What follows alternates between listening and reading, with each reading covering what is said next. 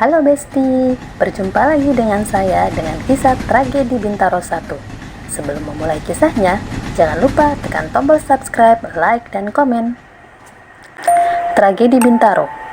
Siapa yang tidak mengetahui tentang tragedi yang sangat mengerikan ini? Tragedi yang terjadi pada hari Senin pagi tanggal 19 Oktober 1987.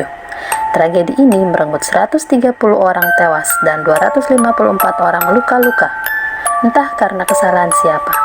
Dalam kecelakaan ini, rangkaian kereta api Patas Merak jurusan Tanah Abang Merak yang berangkat dari stasiun Kebayoran dengan nomor kereta KA220 bertabrakan dengan kereta api lokal Rangkas jurusan Rangkas Bitung Jakarta Kota dengan nomor kereta KA225 yang berangkat dari stasiun Sudimara.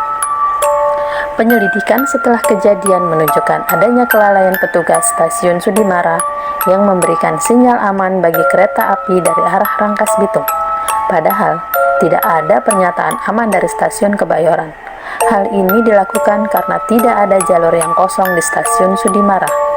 KA225 ditarik lokomotif BB30616 dengan Slamet Suradio sebagai masinis, Soleh sebagai asisten masinis, dan Adung Safei sebagai kondektur.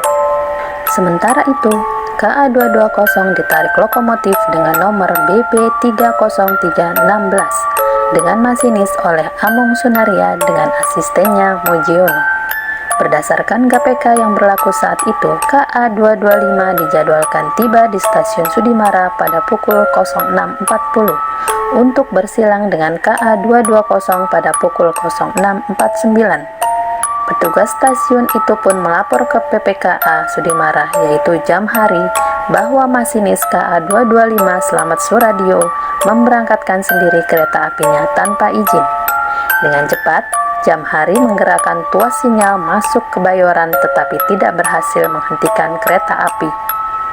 Jamhari pun berlari di tengah rel sembari mengibarkan bendera merah ke arah KA225, tetapi gagal menghentikan kereta.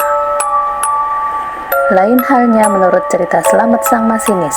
Dia mengatakan dengan tegas bahwa dirinya sama sekali hanya mengikuti instruksi dari PPKA Sudimara menggunakan PTP tersebut.